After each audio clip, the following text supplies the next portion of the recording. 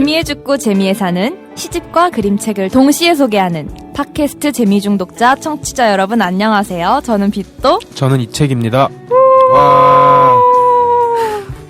네, 빗도님 잘 지내셨나요? 아, 네, 잘 지냈죠. 왜 이렇게 오랜만에 보는 것 같죠? 그런가요? 오랜만이죠. 아, 그런가요? 네. 네. 설날 연휴를 좀 쉬고 와서 그런가?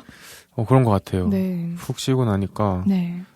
시간이 은근 근데 저는 빠른 것 같은데요? 아, 그래요? 네, 저번 녹음이 엊그제 같아요. 아, 그래요? 저는 한 달 전 같은데? 아, 그런가? 네. 이 재미중독자 녹음을 시작하고서 네. 시간이 너무 빨리 가요, 저한테는. 그렇게 재밌었나요? 재미중독자 녹음하는 게? 그게 아니라 네. 제가 원래 굉장히 느림보거든요. 아. 거북이 같은 사람인데 네. 그래서 시간이 정말 많았어요. 아. 근데 재미중독자를 시작하고서 저희가 사실 2주에 한 번씩 녹음을 하잖아요. 그쵸. 그러면 2주 동안 일주일은 대본 준비하고 일주일은 게스트 섭외하고 미팅하니까 2주일이 금방 가는 것 같아요. 그쵸, 근데 금방 가는 건 정말 맞아요. 네, 맞아요. 그렇습니다. 그래서 제가 바뀌고 있답니다. 아, 좋네요. 아, 그리고 빗도님. 네. 그냥 한번 여쭤보는데 요즘은 어떤 재미에 중독되어 계신가요? 아하, 조금 안 좋은 중독이긴 한데요. 네. 제가 요즘 새벽 늦게 잠자는 거에 중독이 되어버렸습니다. 네? 근데 그렇다고 제가 늦게 일어나지는 않는데 새벽 늦게까지 모두가 잠든 그런 시각에 홀로 고요하게 작업을 하거나 책을 읽거나 하는 것에 맛이 들려버려가지고 아하. 건강이 조금 나빠지는 것 같긴 하지만 그 중독을 멈출 수가 없어요. 근데 놀라운 건 네. 제가 2, 3시에 이책님께 카톡을 해도 받으신다는 게 더 놀랍습니다. 네. 저는 원래 그런 사람이었으니까요. 아, 그런가요? 근데 빗도님은 원래 굉장히 빨리 주무시고 빨리 일어나시는 스타일이셨잖아요. 맞아요. 근데 이제 늦게 자고 빨리 일어납니다. 무슨 계기가 있나요? 계기는 딱히 없는 것 같은데 뭔가 조금 더 시간을 알차게 쓰고 싶다는 생각에 시간이 부족하셨군요. 네, 그렇습니다. 왜 신께서 24시간만 만드셨는지. 맞아요. 네, 그래서 그렇습니다. 저도 잠자는 게 너무 아까워요. 아, 그렇죠. 혹시 그럼 이책님은 요즘 어떤 재미에 중독되셨나요? 저는 약간 요즘에 독서 모임에 중독돼 있어요. 독서 모임이요? 네, 따지고 보면 이 재미 중독자도 독서 모이잖아요. 그렇죠. 그런데 재미 중독자뿐만이 아니라 네. 제가 지금 하고 있는 독서 모임이 2개가 더 있어요. 제발 그만하세요. 책을 좀 그만 읽어야 되나. 아니요, 뭐. 근데 이제 지금 하고 있는 독서 모임이 3개인데 그러다 보니까 일주일에 책을 2권 이상 읽어야 돼요. 재미 중독자까지 하면은 그림책까지 하면은 3권 이상 일주일에 3권씩 읽어야 되니까 굉장히 바쁘죠. 네, 그렇군요. 재밌습니다. 네, 저는 되게 좋아요, 그런 거. 네. 새로 하나 하실래요? 아니요. 일단 우리 하고 있는 거나 열심히 잘 합시다. 네. 네. 네, 그러면 본격적으로 재미중독자 7화를 한번 시작해볼까요? 네. 그러면은 오늘의 주제로 들어가기 전에 오늘은 게스트분이 계신데요. 과연 오늘의 게스트분은 누구일까요? 게스트분 인사해주세요. 안녕하세요. 네, 와. 네, 저는 무술가입니다. 무술가님 안녕하세요. 안녕하세요. 네, 안녕하세요. 이 자기소개를 짧게 해달라고 부탁해 주셨는데 네. 어떻게 소개할까 고민하다가 저는 재미 중독자를 동경하는 1인 이라고 소개를 하고 싶어요. 그러시군요. 혹시 무술가님이라고 닉네임을 정하신 이유가 있으신가요? 네, 있긴 있죠. 설명해 주세요. 일단은 처음에 이제 이 팟캐스트에 게스트로 초대를 해주실 때 무술가 특집으로 하고 싶다고 이렇게 연락을 주셨잖아요. 그렇죠. 그러면서 이제 무술가를 닉네임으로 추천을 해주셨던 것 같아요. 제 기억이 왜곡됐을 수도 있지만 근데 그렇게 제안을 받았을 때 그 무술가라는 단어가 일단 좀 멋있잖아요. 그쵸. 그래서 마음에 들었고 그래서 별명으로 해도 좋겠다 이런 생각을 했고 또 제가 이제 의미 부여하는 거를 되게 좋아하고 또 잘한다고 생각하거든요. 그래서 이제 그 무술가라는 이름에 제 나름의 의미를 부여를 했어요. 네, 제가 이제 저를 소개할 때 재미 중독자를 동경하는 1인이라고 했잖아요. 근데 제가 최근에 이제 빗도 씨를 만나서 얘기를 나눌 때 이제 제 인생을 좀 돌아보는 그런 시간을 그쵸. 가진 적이 있거든요. 좀 신기하게. 근데 그렇게 돌아보면서 제가 요즘은 좀 제 안에 깊이를 더하고 싶어서 좀 조용히 지내려고 해요. 옛날에 비해서. 근데 옛날을 돌아보니까 제가 꽤 충동적으로 이것저것 재밌는 거를 쫓아서 살았던 시절이 있었더라고요. 그래서 그때 기억들을 떠올리면서 그때 뭔가 그렇게 충동적으로 이것저것 도전하는 모습이 좀 무술가랑도 다 있는 면이 있다라고 생각을 했어요. 근데 좀 이게 궤변처럼 들릴 수도 있는데 그러니까 제가 가지고 있는 그런 무술가의 이미지에 한정된 설명이지만 제가 생각하기에 뭔가 무술가는 좀 그런 몸의 감각 이런 게 중요한 사람이거든요. 근데 저도 그런 식으로 뭔가 끌리는 것들, 특별한 이유 없이, 많은 생각 없이 그냥 조금씩 했던 것들이 또 되게 살아가는 데 도움이 되기도 하고 그랬던 경험들이 있어서 그걸 떠올리면서 무술가라고 이름을 지어도 좋겠다라고 생각을 했습니다. 그러면 혹시 저희 팟캐스트 들어보신 적 있으신가요? 네. 저는 진짜 팟캐스트 중에서 유일하게 제가 매화 챙겨 듣는 팟캐스트가 재미 중독자예요. 와우. 네. 감동인데요? 네, 저 감동이에요. 감사합니다. 와우. 그러면 이번 회차부터 저희 방송에 고정 질문을 하나 만들기로 했어요. 어떤 질문이냐면요. 무술가님, 요즘엔 어떤 재미에 중독되어 계신가요? 저는 제주도를 여행하는 재미에 중독되었습니다. 아하. 진짜 무술가답네요. 뭔가. 그리고 지금 약간 분위기가 되게 저희가 무슨 말을 해도 끄덕끄덕 하시면서 영적이에요. 네, 온화한 미소를 지으시면서 네. 되게 영적인 네. 그런 느낌이 막 들어요. 아니, 제주도에서는 어떤 걸 하시나요? 제주도에서 별거를 하진 않고요. 네. 제가 사실 이번 방학에도 제주도를 2번이나 갔다 왔거든요. 그럴 정도로 약간 매번 종강하면 바로 제주도에 가는 그런 약간 패턴에 중독이 됐어요. 아하. 주로 혼자 여행을 하는데 혼자 제주도 여행을 처음 하게 된 거는 2020년 초에 네, 교환학생을 갔다 와서 이제 대학교 마지막 학년이 되는 그쯤에 그때 이제 혼자 제주도를 엄청 충동적으로 갔었어요. 약간 제가 정의한 무술가적인 모먼트라고 할 수 있는데 너무 무술가 같아요. 혼자 이렇게 맞아요. 돌을 닦으시러 제주도에 내려가는 것처럼. 그러니까요. 그래서 혼자 되게 조용한 마을에 가고 싶었어요. 제주도에서. 그래서 지금은 좀 많이 알려지기도 했는데 그때는 그렇게 알려지진 않았던 종달리라는 마을에 처음 갔었어요. 네. 그래서 거기가 제주도 동쪽에 있는 마을인데 되게 조용하고 사람들도 많이 없고 이런 데였거든요. 그래서 거기를 그냥 혼자 바다 보면서 멍 때리고 혼자 식당 가서 밥 먹으면서 멍 때리고 그냥 이런 시간들이 되게 좋은 거예요. 좋다. 그래서 그때 약간 그런 제주도 혼자 여행하는 재미에 중독된 시작이고 그러고서 이제 그 해 여름쯤에 제 친구랑 같이 하는 프로젝트가 있었는데 어떤 지속 가능한 여행, 문화를 확산시키자 이런 목적을 가진 프로젝트였어요. 그래서 그거를 시범적으로 제주도에서 한번 해보자 해서 제주도에 가서 이제 거기 도민분들, 막 농사 짓고 사시는 제주도 토박이 농부분 또 인터뷰하고 그분을 통해서 만나게 된 다양한 분들도 대화를 나누고 또 거기 뭐 그런 공정 여행사, 지속 가능한 여행을 또 비슷하게 고민을 하는 그런 여행사분들도 만나서 인터뷰를 하고 하면서 또 책도 만들고 작은 책자도 만들고 와우. 네, 그렇게 좀 진짜 일하려고 또 놀기도 놀고 하면서 제주도에 조금 가던 시기가 있었고 그 다음에는 이제 요즘은 그냥 진짜 쉬는 목적으로 종강하면 항상 제주도에 가는 그런 재미에 중독되었습니다. 그럼 그때도 다시 종달리에 가셔서 하신 건가요?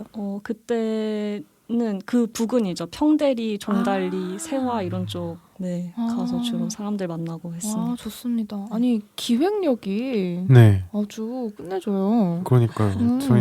저는 제주도 가면은 이맘때는 방어 먹을 생각밖에 안 하는데 가서 지속 가능한 여행, 공정 여행 이런 기획도 하시고 대단하신 것 같아요.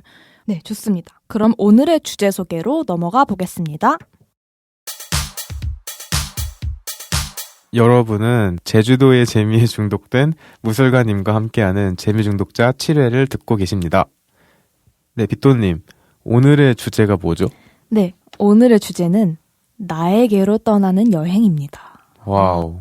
무술가님의 본격적인 그런 이야기를 해볼까 하는데 제가 알기로는 제주 여행뿐만 아니라 내면으로 떠나는 여행도 좋아하신다고 들었는데요. 이제 MBTI랑 애니어그램에 한때 중독이 되셨다고 들었어요. 혹시 MBTI랑 애니어그램이라는 거에 조금 생소하실 수도 있는 청취자분들께 한번 소개해 주실 수 있나요?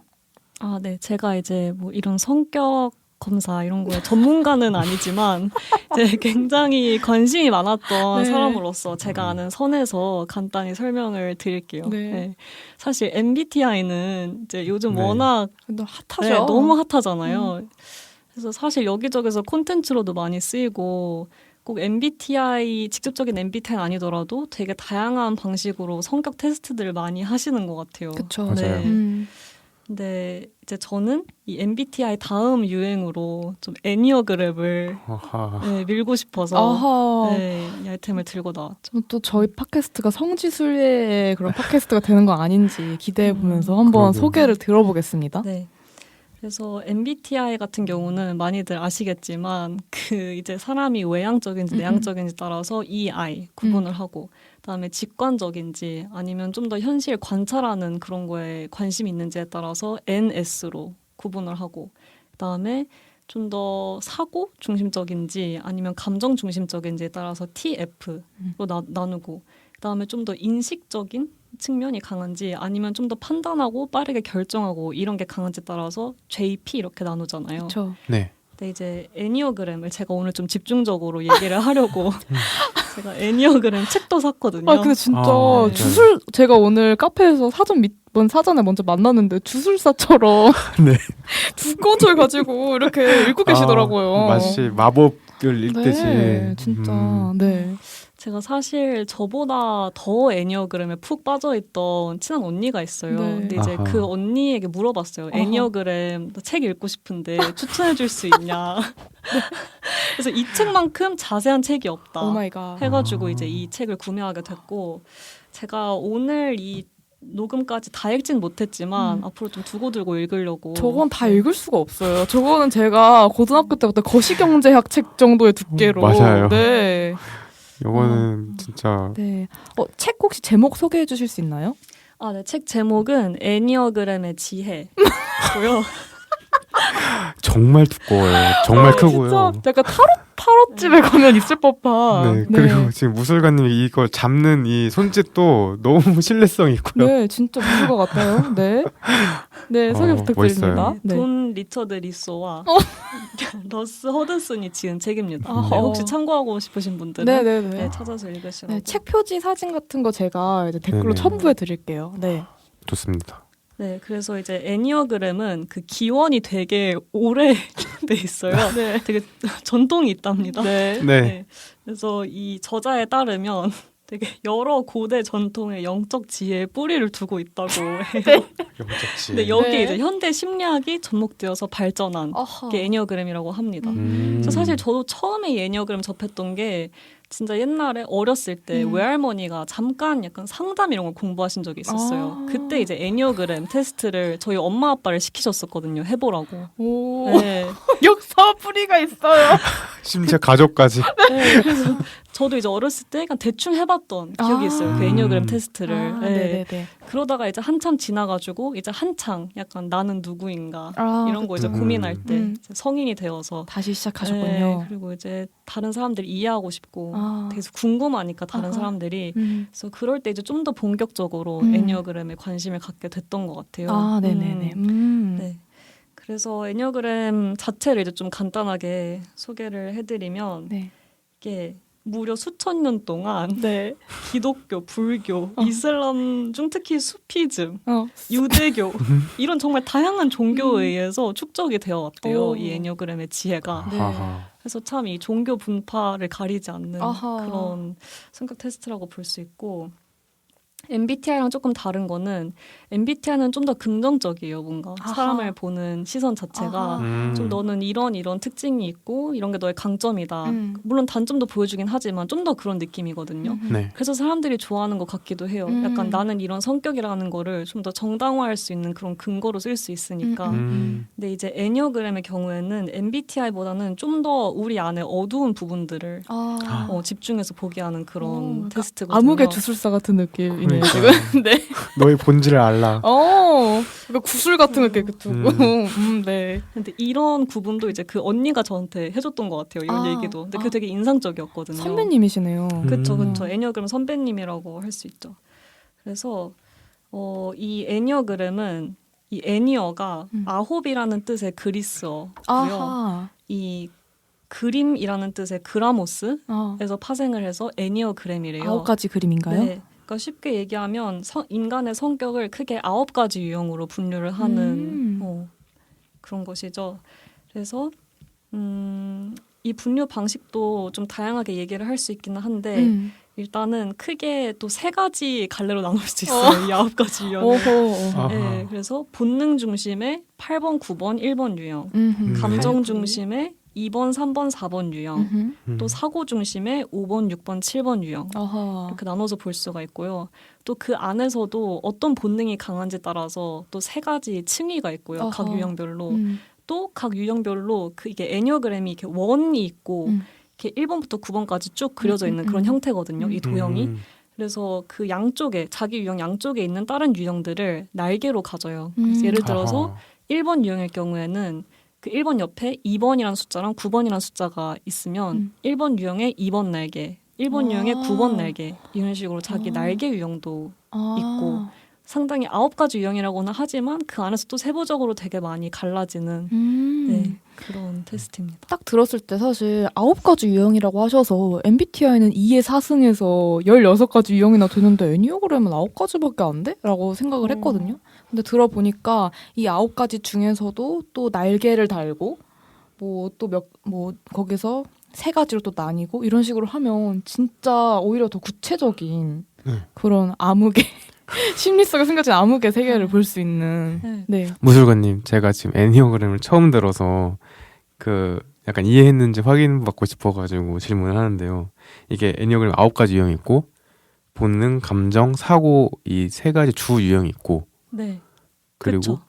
그런 그 주 유형을 가지고 있는 유형들 중에서도 각각에서 3가지씩 나눠져서 9개 유형인 거죠. 그렇죠. 3 곱하기 3. 네. 네. 굉장히 어마어마해요. 네, 들으면 들을수록 지금 마치 애니어그램 대학교 강의 첫 강을 듣는 것 같은. 네, 좋습니다. 네. 너무 좋네요. 그 되게 재밌는 게 그것도 있어요. 각 유형별로 유형이 건강한 상태일 때는 또 다른 유형의 어떤 점이랑 어떤 특성이랑 비슷한 그런 특성을 보일 때가 있고 또 스트레스를 받을 때는 또 다른 유형의 이런 안 좋은 면을 닮게 되기도 하고 또 이런 게 있답니다. 네. 무술가님께서 직접 애니어그램의 지혜의 그 책인가요? 네, 찍어서 맞아요. 저희한테 테스트를 해보라고 맞아요. 보내주셨잖아요. 근데 사실 이게 제가 들어보니까 뭔가 책을 구입하거나 그래야지만 할 수 있다고 해요. 뭔가 MBTI처럼 인터넷에서 쳐서는 나오지 않더라고요. 그래서 감사하게 뭔가 책을 빌려주셔서 저희가 직접 테스트를 한번 해봤는데요. 그쵸. 혹시 약간 추상적으로 이렇게 설명만 들으면 청취자분들이 좀 이해하시기 어려우실 수 있으니까 한번 예시를 들어서 뭔가 설명을 조금 더 구체적으로 해주시거나 해주실 수 있나요? 네, 그러니까 제가 이제 애니어그램 테스트를 2분께 시켜드리기 전에 전 속으로 생각은 했어요. 빗도 씨는 왠지 4번 아니면 7번일 것 같다. 4번이 무슨 유형이죠? 4번 유형은 여기서는 개인주의자라는 별칭으로 부르긴 하는데 또 예술가형 이런 유형으로 불리기도 하는 네, 유형이고요. 7번은 뭐죠? 7번은 약간 재미를 추구하는 유형이에요. 네, 되게 열정적이고. 열정적인. 열정주의자더라고요. 열정주의자. 맞아요, 열정주의자. 재미를 추구하면은 저인데요. 그쵸. 네. 이책님은 네. 9번 유형 같았어요. 다른 다른 유형은 아닐 것 같다는 생각이 들어가지고. 9번 유형이 평화주의자. 근데 결과가 어떻게 됐죠? 결과가 해보니까 네. 저는 7번 유형이 나왔고 오, 열정주의자. 네. 그리고 저는 놀랍게도 9번 유형이 나왔어요. 이게 괜히 전문가가 아니에요. 저 약간 무술관이. 소름이 끼쳤어요. 네, 저도 진짜 소름이 끼쳤어요. 네. 그쵸. 혹시 그럼 무술관님은 무슨 유형이신가요? 저는 1번 유형입니다. 1번 유형은 네. 혹시 무슨 유형인가요? 1번 유형은 개혁가라는 개혁가. 별칭도 있고요. 완벽주의자라고 불리기도 해요. 네. 어떻게? 네, 잘 어울리나요? 네. 네. 너무 신뢰성이 생겨요. 신뢰성 생겨요. 오, 좋습니다. 저희 유형들에 대한 분석을 좀 해주실 수 있나요? 일단 비또님은 7번 유형이시잖아요. 네. 7번 유형은 사고 중심에 네. 해당하고요. 네. 좀 기본적인 어떤 감정, 좀 저변에 깔려 있는 감정이 두려움이에요. 저 맞아요. 진짜요? 근데 여기까지만 근데 얘기했는데. 진짜 맞는 게 왜냐면 제가 연초만 되면 최근에도 그랬는데 항상 네. 뭔가 두렵고 불안해서 제가 아빠께 너무 불안하고 두렵다 했더니 아빠께서 너는 항상 연초에 그런다고 두려워한다고 네 그랬거든요. 근데 제 인생은 항상 그랬어요. 근데 그러다가 또 괜찮아지거든요. 근데 항상 와요 그 두려움이. 저 이거 소름 돋았는데요. 네. 그래서 이제 7번 유형 특징은 그거예요. 이 뭔가 마음속에 있는 깊은 두려움 이런 거를 약간 회피하고 싶어서 계속 즐거운 것들, 재밌는 것을 찾아다니는 거예요. 여기저기. 좋아 보이는 것, 재밌어 보이는 것 이런 걸 끊임없이 찾아다니는 유형이 7번 유형입니다. 맞는 것 같아요. 어떻게? 오 마이 갓. 네. 네. 그러니까 조금 이게 애니어그램이 인간을 보는 그 시선이 조금 네 부정적이라고 했잖아요. 근데 진짜 약간 간파당한 느낌이에요. 네 맞아요. 좀 두려움이 있거든요. 뭔가 이 어두운 면을 살짝 들추면서 그런 또 행동 같은 것들을 맞추니까 다크빛도 느낌. 그렇죠? 그렇구나. 네. 그럼 혹시 9번의 그 평화주의자 유형은 어떤가요? 일단 9번은 그 본능 중심 유형 중에 하나고요. 본능. 근데 제가 1번이잖아요. 저랑 네. 같은 그 분류예요. 본능 중심. 같은 계열이군요. 같은 계열이에요. 그래서 이 경우에는 이제 분노가 좀 마음에 그 깊은 곳에 있는 거거든요. 있는 것 같아. 제가 분노가 있나요? 근데 이게 좀 약간 트릭이라고 할까요? 그런 게 있는 게 8번, 9번, 1번이 이제 이 본능 중심, 분노가 좀 주된 감정이 되는 이런 유형에 해당이 되는데 8번 유형은 그 별칭이 약간 그런 거예요. 지도자? 되게 강한 사람들 있잖아요. 되게 딱딱 지시 잘하고. 그래서 그 분노가 잘 보여요. 8번 같은 경우는. 네. 근데 이제 저나 이책님 같은 9번, 1번 유형은 분노가 겉으론 잘 안 보이는 유형이에요. 네, 좀 억압하는 분노를. 네, 맞는 것 같아. 그런 유형이거든요. 아니, 맞는 것 같아. 그래서 좀 9번 유형 특징이 자기가 원하는 게 있는데 그걸 잘 말을 안 하고 약간 원하는 게 뭔지도 모를 때도 있고 그러니까 주변 사람을 잘 맞춰주는 평화주의자다 보니까 갈등을 싫어하고 맞아요. 네, 좀 그런 유형이에요. 아니요. 부글부글 화가 많을 거예요. 제가 너무 화를 돋구어가지고. 아니 비탄님은 아니고요. 근데 맞아요. 약간 그런 거죠. 나 화 안 났어 이런 느낌. 그런 거죠. 네. 이런 느낌. 맞아, 맞는 거. 스스로까지 속이는 화가 났는지 모르는. 그럼 혹시 1번 유형은?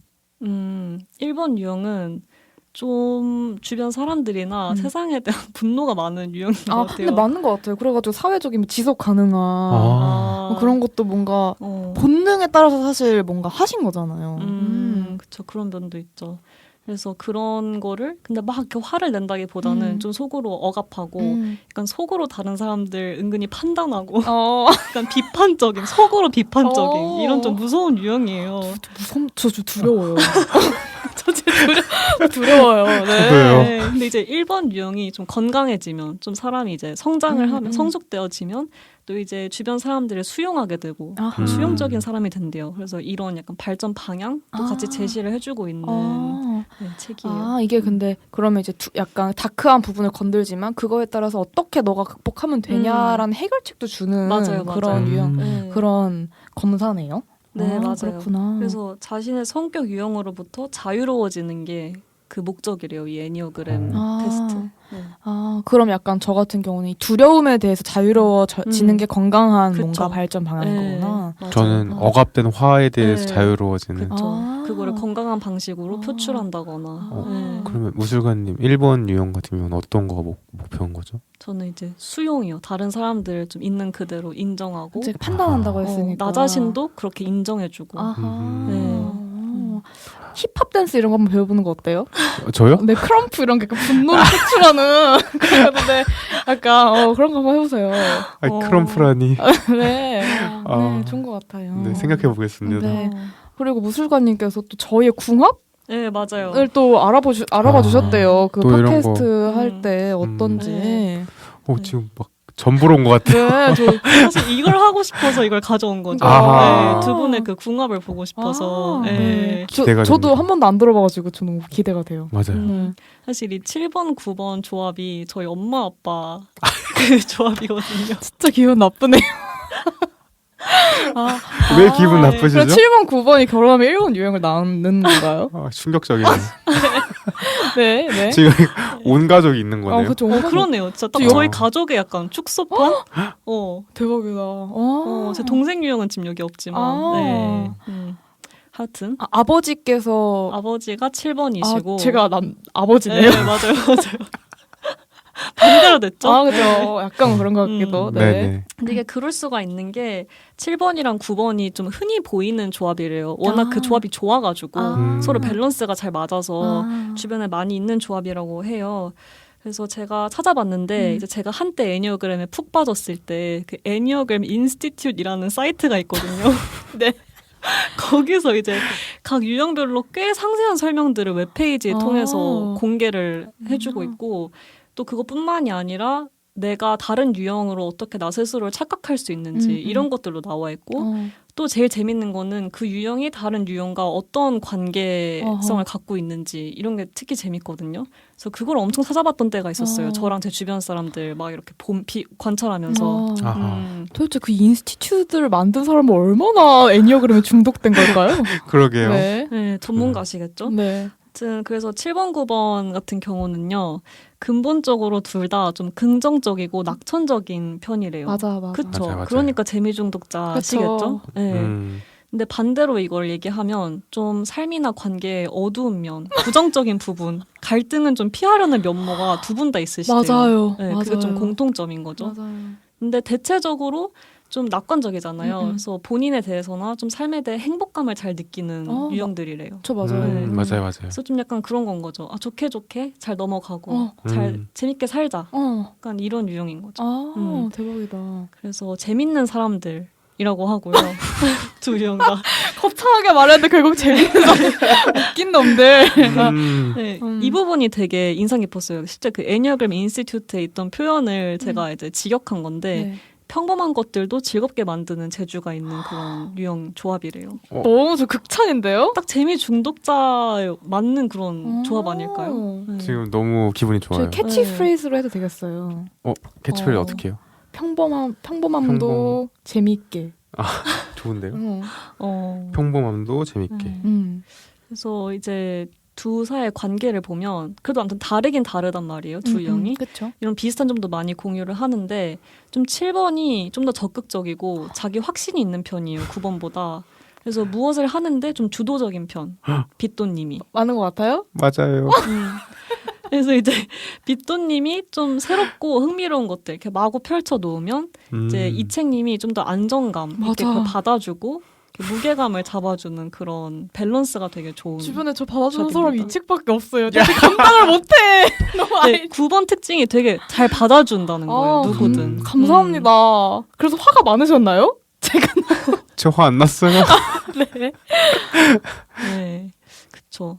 그래서 이제 안 좋은 점, 그러니까 둘 다 스트레스를 받았을 때 어떤 관계에 갈등 상황이 발생하거나 이럴 때 어떻게 대처하는지를 보면 이제 이책님 같은 9번은 주로 빗돈님 7번의 그런 화를 내실 때 약간 침묵하거나 9번 유형은 조용한 곳으로 혼자 사라지거나 좀 이런 그러니까 갈등을 직면하고 싶지 않고 좀 숨고 싶어지는 그런 유형이래요.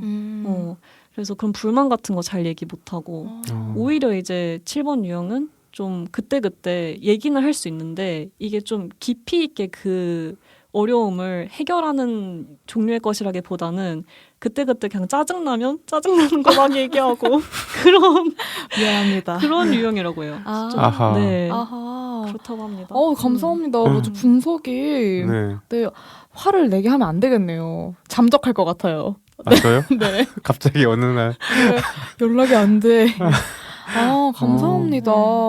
진짜 대박이네요. 저 지금 굉장히 많은 생각들이 들고요. 네. 진짜요? 제 인생을 돌아보게 되고 네. 정말 소름 끼치네요. 네. 애니어그램. 애니어그램 너무 재밌네요. 네, 너무 재밌어요. 제가 진짜 9번 유형 좀 재밌는 부분 하나 찾아가지고 네. 진짜 그런지 좀 물어보고 싶은 게 하나 지금 있었는데 책을 펼치셨어요? 네. 지금 제가 실험 대상이 되는 건가요? 제 레퍼런스 쌓으셔야 되거든요, 박사님. 약간 지금 교수님 같은 느낌이 있어요. 네. 지금 너무 우아하게 말씀하시고. 아까 판단하신다고 했잖아요. 지금 판단 중인 거예요. 어떡해. 네. 아니 판단 제가 1번 유형. 그러니까 판단하시고 있는 거니까. 당하고 있으니까 두려워하고 있어요. 아니요. 전 지금 굉장히 건강한 상태이기 때문에 수용적인 태도로 여러분. 감사합니다. 네, 여쭤봐 주세요, 이층님한테. 네. 제가 그거 있다 했잖아요. 한 유형이 어떤 건강하면 어떤 다른 유형으로 가게 되고 좀 스트레스를 받으면 또 다른 유형으로 비슷하게 가는 그런 네네. 경향이 있거든요. 근데 9번 같은 경우에는 건강할 때 3번 유형처럼 행동을 한대요. 3번 유형이요? 3번 유형이 약간 성취하는 사람이거든요. 아하. 되게 열심히 살고 되게 성공을 쫓는 그런 타입이에요. 근데 이제 그렇게 가려는데 장애물이 있대요. 그게 게으름이거든요. 저 진짜 소름 돋았어요. 그래서 여기 이 문장이 너무 웃긴 거예요. 여기 나와 있는 게 이들이 자신을 실현하는 데 있어서 가장 큰 장애는 게으름으로 빠져드는 것이다. 9번 유형은 뭔가 자신에게 좋은 것을 하려 할 때마다 무거움이나 졸림을 느낀다. 미쳤나 봐. 진짜 그러세요? 저 이게 되게 이 문장이 신기했거든요. 무거움이나 졸림을 느낀다. 일단 제가 객관적으로 말할 때 저번에 예전에 히트님께서 나오셨을 때 말한 것도 있는데 이제 같은 고등학교 출신이잖아요, 저희가. 거기서 이제 3대 게으름뱅이 중에 한 명을 뽑히셨어요. 와, 진짜 딱 맞네요, 그러면. 네. 어떠신가요? 지금 저는 너무 소름 끼치고요. 너무 많은데요? 왜냐면은 제가 지금 건강한 상태거든요. 네. 이 재미 중독자를 시작하고서 제가 급격하게 건강해져가지고 지금 약간 성취욕이 엄청 불타는 상황이에요. 독서 모임을 3개나 그러네요, 한다고 진짜. 했으니까. 맞아요. 좋네요. 저는 이게 1월이어서 그런지 몰라도 1, 2월에서 그런지 몰라도 요즘에 자꾸 뭔가 판을 벌리고 뭔가를 해야겠다. 이런 계획들을 막 세워요. 그런데 어제도 동시에 그런 계획을 세우면서도 갑자기 졸리는 거예요. 또 심지어 그 계획을 어디서 세우냐면요. 침대에서 세워요. 진짜 게으르다. 게으름뱅이 진짜. 그래서 너무 소름이 끼치고요. 지금 저를 너무 정확하게 얘기해서 저를 감시하고 있는 줄 알았어요. 어떡해. 저도 들으면서 진짜 대박인걸요? 네.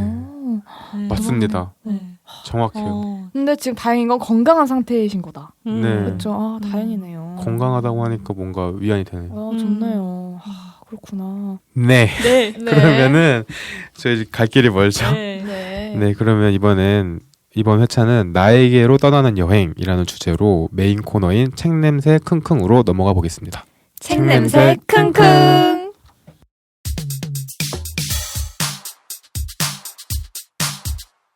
이책님, 오늘 가져오신 시집은 어떤 시집인가요?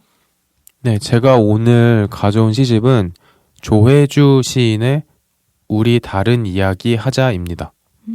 네, 아침달이라는 출판사에서 나온 책이고요. 혹시 두 분은 조혜주 시인을 들어보셨나요? 아니면 이 시집이라든가?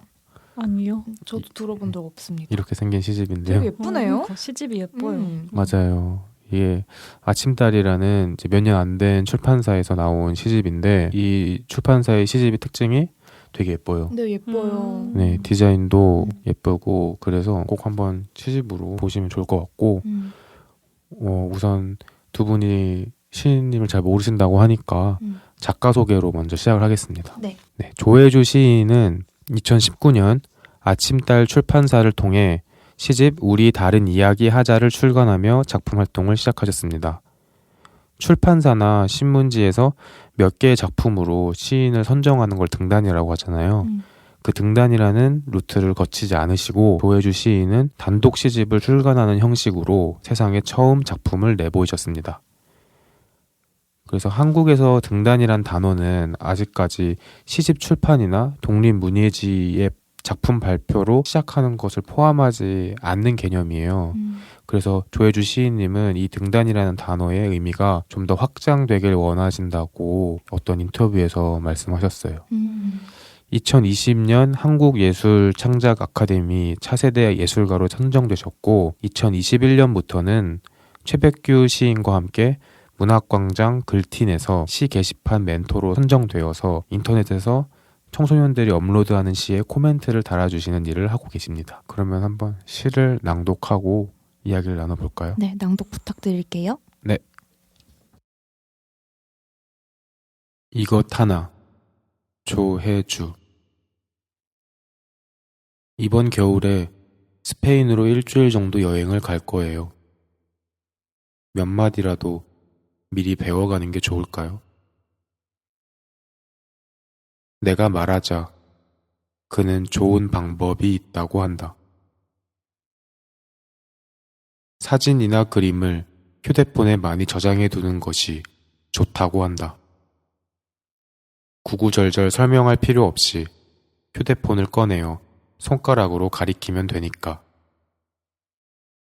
이것 하나 라고 말하면 의사소통에 문제가 없다고 한다. 손잡이 달린 유리병이 스페인어로 뭔지 아니? 아니요. 그는 손잡이 달린 유리병 사진을 보여준다. 그것은 내가 생각했던 것보다 더 길쭉하다. 진짜 몰라요? 나 국문과 나왔어. 나는 그를 가리키며 웃고 그도 나를 가리키며 웃는다. 믿을 수 없는 이야기를 들으면 웃음이 나온다. 그러나 그가 뒷짐을 지고 서서 등 뒤로 유리병을 숨기고 있다면, 수많은 행인들이 오가는 길 한복판이라면, 구름보다 천천히 멀어지고 있다면, 나는 그저 손을 뻗고 있을 뿐. 배꼽이라는 말이 내키지 않아서 단추를 말하고 유리병으로 이해하고 왜 알아채지 못했을까? 그와 내가 웃고 있는 여름으로부터 아주 멀리 있는 내가 이것 하고 말하면 누군가 설탕에 절인 포도를 나에게 건넨다. 빈 유리병이 필요했는데 나는 그것을 받아들고 어리둥절한 표정을 지으며 말하겠지. 맞아요. 이것이 필요했어요. 네, 빗돈님, 무술가님, 어떻게 들으셨나요? 이 시를 읽고 제가 여행했을 때가 떠올랐어요. 네, 특히 그 사진이나 그림을 휴대폰에 많이 저장해두는 것이 좋다고 한다. 구구절절 설명할 필요 없이 휴대폰을 꺼내어 손가락으로 가리키면 되니까 라는 구절이 있잖아요. 네. 저도 제가 이제 남미 여행을 제가 좋아하는 친구랑 2명이서 같이 배낭만 메고 한 달 동안 간 적이 있는데 네네. 스페인어를 저는 모르거든요. 그 단어 하나만 외워갔어요. 어떤 거죠? 뽀요. 뽀요? 뽀요가 닭고기예요. 그래서 뭔가 식당에 갔을 때 그래도 가장 안전하고 아는 게 닭이니까 가자마자 뽀요 있으면 뽀요 시키고 뽀요 달라 하고 그래서 닭만 먹었어요. 정말.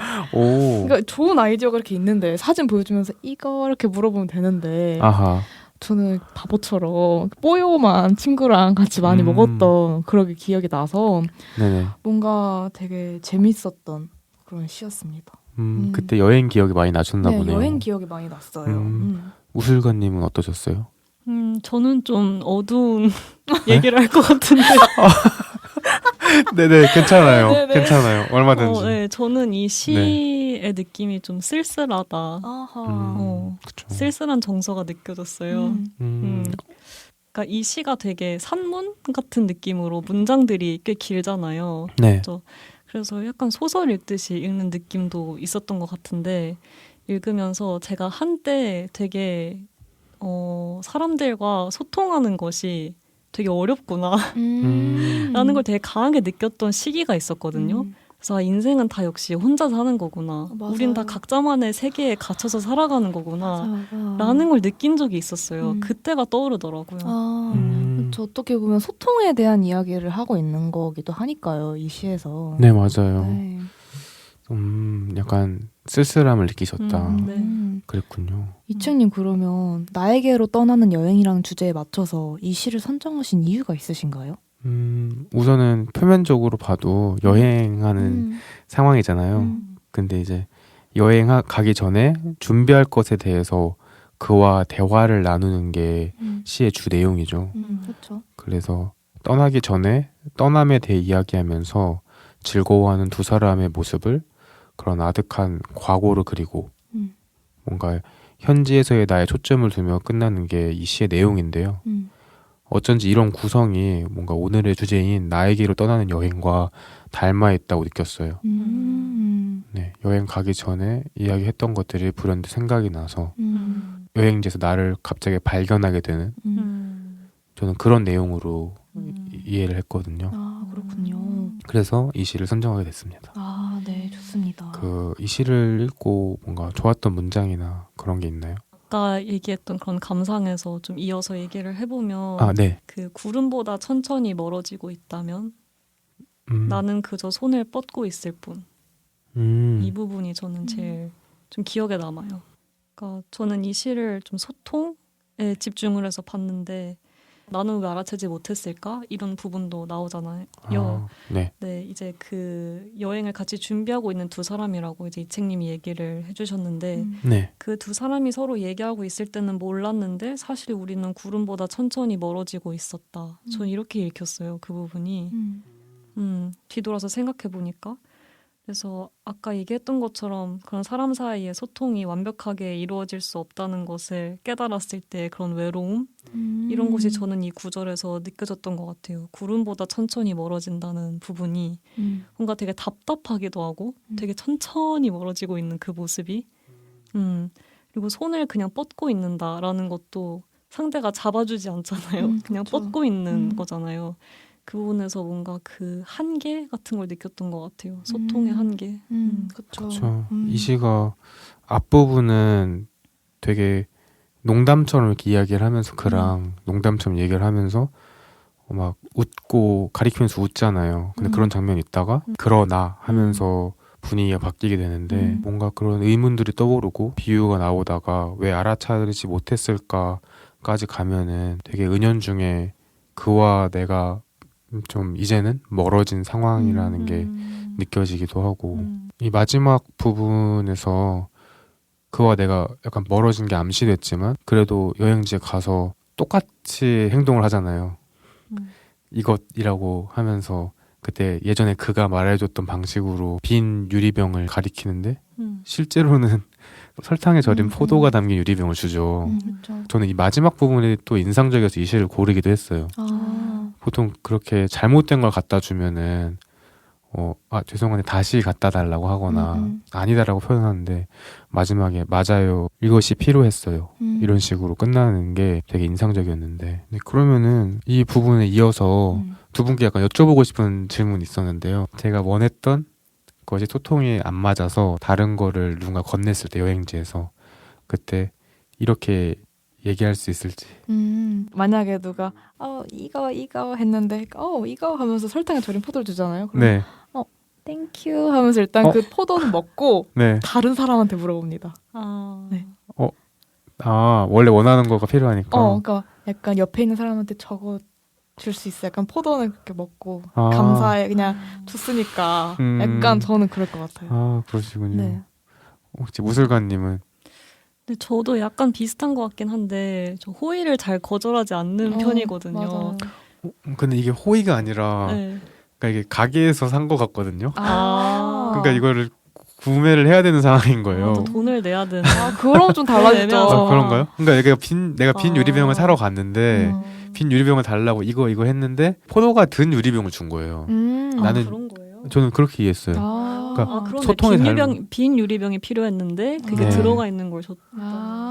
그러니까 뭐 비슷하긴 한데 나는 빈 유리병만 필요한데 설탕에 절인 포도가 든 걸 준 거죠. 그래서 보통이면은 빈 유리병 달라고 하게 되겠죠. 근데 이 사람은 그냥 맞아요. 이게 필요했어요. 이렇게 거짓말을 한 거죠.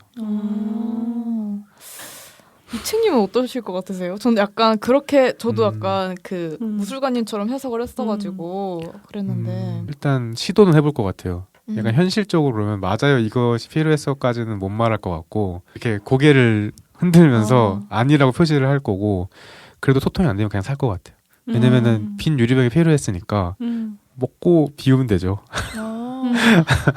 저는 만약 돈이 걸려있는 문제라면 저는 약간 식당에서 잠깐 부탁을 하거나 익스큐즈를 하는 건 줄 알았어요. 근데 만약 돈이 걸린 문제면 쏘리 이러면서 그냥 나오고 다른 거 파는 가게로 갈 것 같아요. 소통이 될 때까지 시도. 네. 저는 이 설탕에 절인 포도도 좀 먹어보고 싶을 것 같아요. 네. 도전. 그래서 일단 받아서 먹고 저도 씻어서 쓴다. 빈 유리병을. 이것도 여행지에서 어떤 경험이니까요. 교수님 혹시 이것도 애니어그램과 관련이 있나요? 좀 연결돼서 분석을 해보려고 했는데 조금 어렵네요. 조금 어렵나요? 좀 어렵네요. 근데 그래 이 화자는 왜 이것이 필요하다고 말했을까요? 저도 생각을 해봤는데 사실 이게 거짓말을 하는 거잖아요. 그렇죠. 근데 이게 필요가 없는데 약간 저는 좀 체념 같기도 하고 그러니까 이 사람이 이 시를 보면 되게 긴 시간이 느껴지잖아요. 어떤 옛날에는 즐거웠던 과거가 있고 관계들이 있었는데 거기서 많이 멀어졌다고 느끼고 그렇게 떠나가는 사람들이 많았던 것 같아요. 그 이후에 이제 현재에서의 나는 이렇게 소통이 안 되는 상황이 다시 한번 벌어진 거잖아요. 그 상황에서 그거에 괴로워하기보다는 그냥 그거를 받아들이고 어떻게 보면은 좀 참는 걸 수도 있을 것 같고 그래서 되게 이게 이중적이어서 더 매력적인 것 같아요. 이 시집에 이런 거짓말하는 부분들이 좀 나와요. 예를 들면은 다른 시 중에 여분이라는 시에 도입부가 이렇게 시작하거든요. 저녁 먹었어요? 어떤 사람이 그렇게 물어보면 일부러 저녁을 먹지 않는다. 먹지 않았다고 말하려고.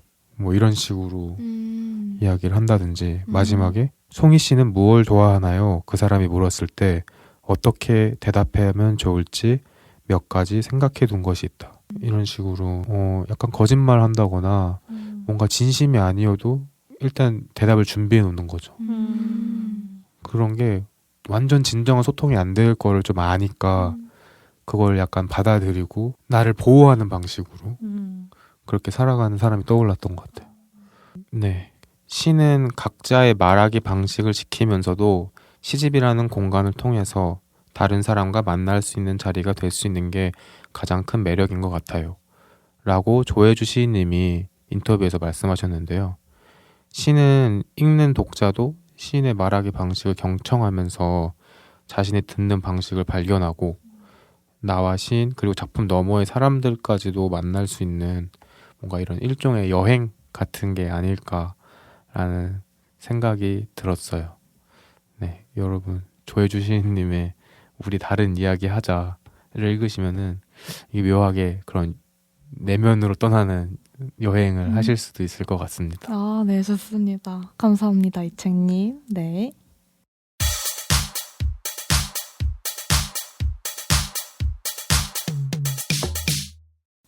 네, 빗돈님, 그럼 오늘 가져오신 책은 뭔가요? 네, 제가 오늘 가져온 그림책은 바로 유설화 작가님의 슈퍼거북입니다. 이 슈퍼거북이라는 그림책은 토끼와 거북이의 경주 이야기, 그 뒤에 벌어진 상황을 상상해서 그린 그림책입니다. 영화로 따지자면 속편? 그러니까 약간 그 원작의 스토리와 이어지는 뒷이야기의 그런 시퀄 정도로 볼 수 있겠습니다. 네. 그러면 그림책 소개 이전에 유설화 작가님에 대한 작가 소개를 먼저 해드리겠습니다. 유설화 작가님은 27살 때 그림 커리어를 시작하셨다고 해요. 작가님께서는 어릴 적에는 운동을 좋아하셔서 수영선수를 꿈꾸시다가 나이가 이제 드실수록 점점 그림에 관심이 생기셨다고 합니다. 하지만 집안 사정으로 미대보다는 조금 취직이 잘 된다고 하는 전공을 선택해서 공부를 하셨다고 해요. 근데 결국은 적성이 맞지 않아서 학교를 자퇴하시고 아르바이트로 학비를 벌어서 27살의 나이에 다시 시각 디자인 전공으로 대학에 입학하셨다고 합니다. 와우. 네, 저 대단하신 것 같아요. 네. 그리고 약 10년 동안 어린이책 사파를 그리시며 일러스트레이터로 커리어를 쌓으셨고 그 이후 처음으로 본인의 책을 내신 게 바로 제가 이번에 가지고 온 그림책 슈퍼거북입니다. 작가님의 첫 번째 그림책인 슈퍼거북은 2014년에 출간되었는데요. 사실 처음에는 출간하자마자 약간 반응이 뜨뜻미지근했다고 해요. 사실 대부분의 책들이 그렇죠. 네네. 근데 2016년에 서울시 한 도서관 한 책 읽기라는 사업에 이 그림책이 선정이 된 거예요. 그래서 마치 약간 요즘 2PM의 우리 집이나 막 브레이브걸스 롤린 이런 게 역주행을 하잖아요. 네, 맞아요. 그것처럼 그림책계 차트를 역주행하게 된 그림책입니다. 그래서 되게 이 책이 나중에 흥행을 얻어가지고 작가님께서 다른 곳에 강연도 가시고 지금 되게 많은 인쇄본을 찍으셨다고 해요. 또 재밌는 게 작가님의 다른 작품 중에 슈퍼토끼라는 그림책이 있는데 이 책은 2020년에 출간됐어요. 비교적 최근에. 근데 이 책은 작가님께서 슈퍼거북을 출간하신 이후에 어린 독자분들을 이제 학교나 도서관에서 직접 만나서 이야기하거나 강연을 할 기회가 많으셨다고 해요. 근데 이 슈퍼거북을 읽은 어린 독자들이 작가님한테 이런 질문을 굉장히 많이 했다고 합니다. 그럼 토끼는 어떻게 됐대요? 이걸 진짜 많이 물어봤대요. 그래서 작가님이 그 질문을 계기로 슈퍼토끼를 출간하신 거예요. 이것처럼 토끼와 거북 이런 속편 시리즈 외에도 잘했어 쌍둥이 장갑, 용기를 내 비닐 장갑과 같은 장갑 시리즈로도 요즘 그림책을 내시고 계세요. 이건 장갑 친구들이 장갑 학교에서 벌어지는 일들을 시리즈로 내시고 있는 건데 되게 재밌습니다. 확실히 작가님만의 그런 세계관이 점점 구축되고 있는 게 느껴지시죠? 네. 네. 유설아 작가님 작가 소개는 이것으로 마치겠습니다. 네, 감사합니다. 네. 그러면 이제 유설아 작가님의 슈퍼거북 줄거리 소개해 드릴게요. 토끼와 거북이의 경주 이후에 우승자 거북이는 어떻게 지냈을까를 상상해서 그린 그림책 슈퍼거북에는 거북이 꾸물이가 주인공으로 등장합니다. 경주에서 승리한 이후 꾸물이는 대중들에게 슈퍼거북이라는 별명을 얻게 됩니다. 그 이후에 도시에 슈퍼거북의 열풍이 불기 시작하는데요. 사람들이 거북이를 따라서 등껍질 굿즈를 하고 다니기도 하고 또 거북이를 주인공으로 한 영화가 개봉되기도 하며 가게마다 거북이라는 이름이 들어간 간판이 내걸리기도 하고 또 심지어 진짜 부담스럽게 동상까지 세워집니다. 근데 사실 꾸물이는 자기가 빨라서 우승을 한 게 아니잖아요. 여러분도 토끼와 거북 경주를 아시다시피 그저 토끼가 방심을 해서 잠을 잤을 뿐이고 거북이는 느리지만 자기 템포로 경주에 임해서 끝까지 갔을 뿐이죠. 하지만 대중들은 꾸물이가 우승한 이유가 곧 그가 토끼보다 빠르게 달려서라고 생각을 했기 때문에 빠르게 달리는 꾸물이의 모습을 더욱 기대하게 됩니다. 꾸물이는 대중들이 사실은 굉장히 느린 자신의 본 모습을 알고 실망할까봐 걱정을 하기 시작합니다. 그래서 그 이후부터 꾸물이는 대중들의 입맛에 맞춰 빠르게 살아보기로 결심을 하며 일상생활에서 어떻게 빠르게 달리는 거북이가 될 수 있을지 책을 찾아보고 연습을 합니다. 결국 노력 끝에 정말 빠르게 달릴 수 있는 거북이가 되죠. 그러나 거울에 비친 빨리 달리는 거북이가 된 꾸물이의 모습은 한 1000년은 늙어 보입니다. 그러던 어느 날 경기에서 진 토끼가 꾸물이에게 복수의 도전장을 내던집니다. 다시 재경기를 하자고 하죠. 그동안 빠르게 달리는 것을 연습했던 꾸물이는 경기에 참여하기로 결심합니다. 하지만 막상 경기 전날에 너무 떨려서 잠을 설치게 되죠. 그렇게 아기다리 고기다리던 경기 당일날이 되었고 달리기 연습을 많이 한 꾸물이는 토끼를 제칠 정도로 빠르게 달려 한참을 앞서게 됩니다. 그리고 토끼가 아예 보이지 않자 꾸물이는 바위 그늘에서 잠깐 쉬어가기로 해요. 하지만 피곤했던 나머지 잠에 들어버렸고 눈을 떴을 땐 이미 토끼가 결승점을 지나 우승을 한 상태였습니다. 사람들의 관심도 이젠 거북이 아닌 토끼에게 향해 있었죠. 그렇다면 토끼와의 두 번째 경기에서 지게 된 거북이 꾸물이는 슬퍼하며 집에 돌아갔을까요? 아니요. 오히려 빠르게 달려야 한다는 강박이 없어지고 다른 동물들의 시선과 빠르게 달리는 거북으로 인정받아야 한다는 인정 욕구에서 벗어나서 꾸물이는 슈퍼 거북이라는 타이틀을 내려놓게 됩니다. 그리고 이전처럼 느리고 여유롭게 일상을 보내며 행복한 하루하루를 보내게 되었습니다. 그리고 이야기는 이렇게 끝이 난답니다.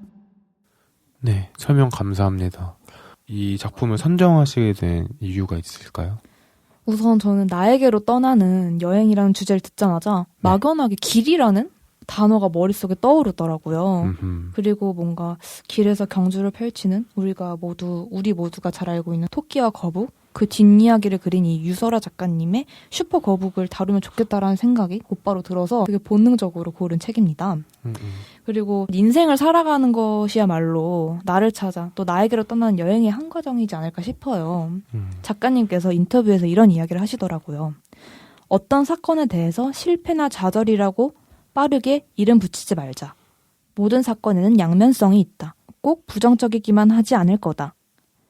이런 이유가 있어서 이런 일이 나에게 왔구나 라고 사건의 의미를 스스로 정의할 수 있도록 충분한 시간을 가지면 좋겠다. 청취자 여러분들과 무술가님 그리고 이책님께서도 인생이라는 여행 속에서 성공으로 보이지만 사실 실패일 수도 있고 또 실패로 보이지만 어쩌면 성공일 수도 있는 그런 경험을 해보신 적이 저는 분명 있을 거라고 생각을 해요. 그럴 때마다 약간 남들의 시선에 따라 성공과 실패를 판단하면서 일희일비하기보다는 자신의 마음속의 목소리에 좀 귀 기울이시면서 인생이라는 여행을 계속 헤쳐나가시기를 바라는 마음에서 이러한 메시지를 담은 슈퍼 거북이라는 책을 제가 들고 왔습니다. 여러분 다들 책 어떻게 읽으셨나요? 생각보다 되게 현실적이어서 좀 충격적이었어요. 그런가요? 특히 장면 중에 그 슈퍼 거북 중에서 거북이가 너무 이제 자기 아닌 것이 되려고 노력을 하다가 너무 지쳐가지고 완전 이렇게 페인처럼 그쵸. 의자에 앉아 있었나요? 천년은 늙어 보이는 얼굴로. 그런 장면이 있잖아요. 그런 장면이 좀 충격적이었어요. 되게 요즘 사람들의 그런 어두운 면을 재치 있게 잘 담았다. 맞아요. 그런 생각이 들었습니다. 이채님은 어떠셨나요? 이 그림들이 과장되게 잘 표현하는 것 같아요. 맞아요. 처음에 거북이가 그러니까 꾸물이가 경주에서 이겼을 때 그래서 슈퍼 거북이 됐을 때 막 앞에 막 가게들이 열리잖아요. 동상도 열리고 막 극장도 열리고 안경집도 열리는데 사람들이 막 그런 거북이 코스프레도 하고 막 그러고 다니는 게 너무 부담스러운 거예요. 주접이랑 주접 다 떨죠. 근데 이게 또 현실이랑. 현실은 되게 비슷한 것 같아요. 맞아요. 이렇게 막 TV나 유튜브 같은 데서 뭔가 화제의 인물이 되면 사람들이 다 따라하고 관심을 막 갖게 되잖아요. 그런데 또 이게 금방 또 사라진단 말이에요. 맞아요. 그런 것이 되게 부담스럽게 관심을 가지다가 또 갑자기 매정하게 사라지는 그런 것이 되게 닮아 있다고 느꼈고 맞아요. 생각이 오히려 복잡해졌어요. 거북이와 토끼 이야기는 사실 단순한 이야기여서 별로 생각이 안 되는데 이 이야기를 보니까 더 생각이 복잡해지는 그런 경험을 했습니다. 저는 되게 그림이 디테일하게 귀여운 부분이 많잖아요. 맞아요. 자세히 보시면 이제 막 얼룩말 쌍둥이가 거북 하트 이런 깃발 들고 다니기도 하고 달팽이들이 우리들의 영웅이라는 팜플렛을 들고 다니는데 생각해보면 느리게 걷는 달팽이나 이런 거북이 개에서는 영웅이잖아요. 토끼를 이긴 거니까. 그렇네요. 그런 것도 있고 또 자세히 보시면 여기 너구리가 있거든요. 네. 이 너구리가 아마 약간 토끼의 팬이었나 봐요. 거북이들을 찬양하는 사람들 무리해서 혼자 뾰루투간 표정을 지으면서 느림보 거북, 토끼 만세 이런 팜플렛을 들면서 1인 시위하듯 계속 서 있어요. 네. 근데 뭔가 진짜 우리의 세계를 보여주는 것 같고 그러게요. 너무 현실적이고 이런 배경의 디테일들이 주인공의 부담감 이런 심리를 더 가중시키는 것 같아서 너무 저도 재미있었습니다. 네. 참 디테일이 살아있는 그런 그림책이었어요. 네. 여러분은 그런 꾸물이처럼 약간 남들의 시선을 의식해서 사실 나의 본성과 맞지 않는데 애써 뭔가 얼굴이 천년 늙어 보일 정도로 약간 고생해 보시거나 아니면 그런 스트레스 받아본 적 있으신가요? 저는 원래 애초에 거북이 같은 존재여서 사실 뭔가를 그렇게 막 열심히 해본 경험이 많지는 않은데 조금 시간을 거슬러 올라가면은 그 대학교 입학할 때 그럴 때 좀 그랬던 것 같아요. 저는 사실 고등학교 졸업하고 약간 내심 문창과에 가고 싶었거든요. 그래서 그때 제가 고등학교 3학년 때 넣었던 데가 다 떨어졌어요. 그래서 문창과 준비를 해야겠다 하고 생각하고 있었는데 뭔가 여러 생각이 들었어요. 뭐 가족들의 기대도 있고 저도 뭔가 스스로도 이게 맞나? 이런 의심들이 많이 생겼고 그래서 정말 고민을 많이 하다가 그러니까 학원까지 끊어놨었거든요. 원래 문창과 가려고. 근데 고민을 많이 하다가 학원 취소하고 재수학원을 등록했죠. 그래서 공부를 해서 어쨌든 다른 결국 지금은 러시아어를 공부하게 됐는데 어쨌든 그런 것이 뭐 좋냐 안 좋냐의 그런 의미가 아니라 어쨌든 그런 선택을 할 때 주변의 기대 같은 것들을 생각하기도 했었고 그리고 막상 그 선택을 했을 때 약간 후회하기도 했었고 그런 것들이 이 그림책을 보면서 좀 살며시 떠올랐네요. 살며시 다크했던 그런 시절이 떠오르셨군요. 네, 그때는 막 힘들었는데 지금은 사실 그냥 그런 적도 있었구나. 그쵸, 이런 생각이 들어요. 네. 혹시 무술가님은 그런 경험 있으셨나요?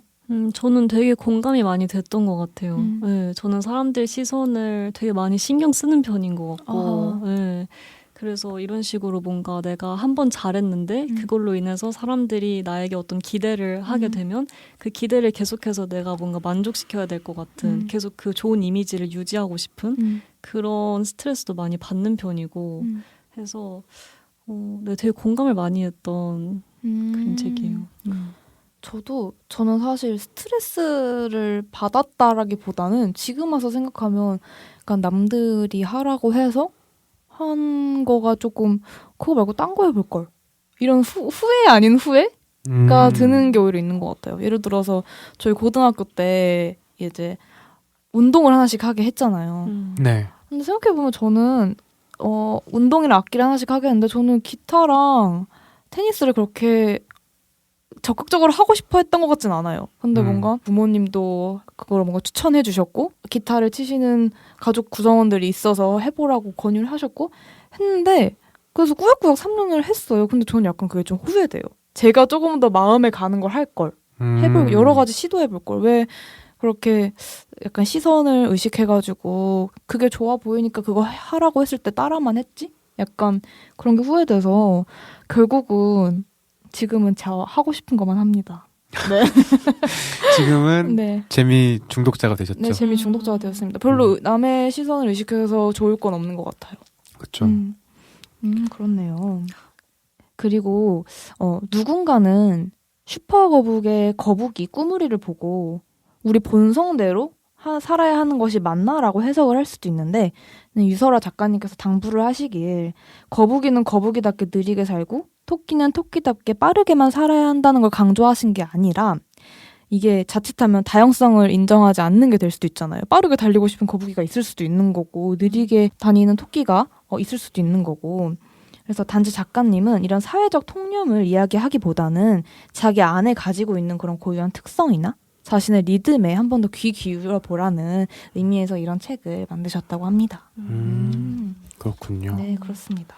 저는 이 슈퍼거북을 읽으신 분들 혹은 앞으로 읽으실 분들에게 유설아 작가님의 또 다른 그림책 슈퍼토끼를 추천드리면서 이번 저의 소개를 마치겠습니다. 네. 사실 무술가님과 이책님은 아시겠지만 제가 슈퍼거북이랑 이 슈퍼토끼 중에 어떤 책을 소개할지 진짜 고민을 많이 했잖아요. 그래서 네. 두 권 다 들고 올까 되게 고민을 많이 했었는데 그래서 이 슈퍼토끼도 꼭 슈퍼거북의 시리즈라고 생각을 해보시고 청취자분들도 한번 읽어보시면 좋을 것 같아요. 저의 그림책 소개는 여기서 마치겠습니다. 네, 여기까지 빗도님의 그림책 소개였습니다. 감사합니다. 네, 감사합니다. 네, 지금까지 나에게로 떠나는 여행이라는 주제로 무술가님과 함께 재미중독자 방송해봤는데요. 무술가님 어떠셨나요?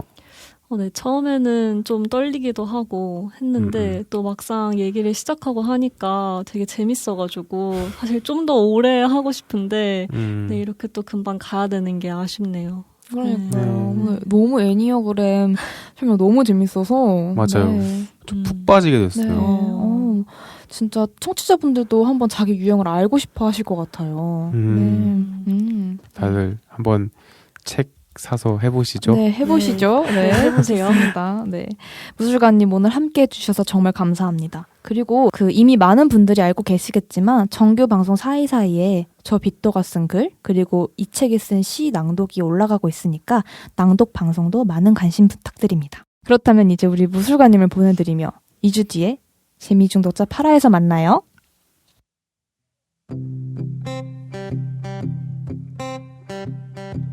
이 세상 사람들이 모두 재미에 중독되셨나요? 한국의 모든 사람들이 시와 그림책의 재미에 중독되는 그날까지 재미 중독자는 계속되진 않습니다. 다만 그 전에 끝내겠습니다. 딱 직전에 끝내겠습니다.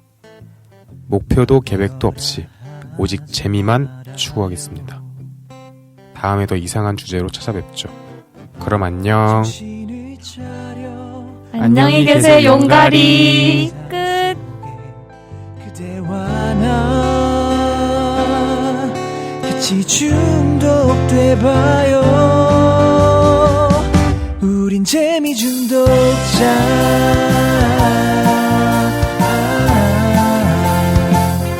우린 재미 중독자.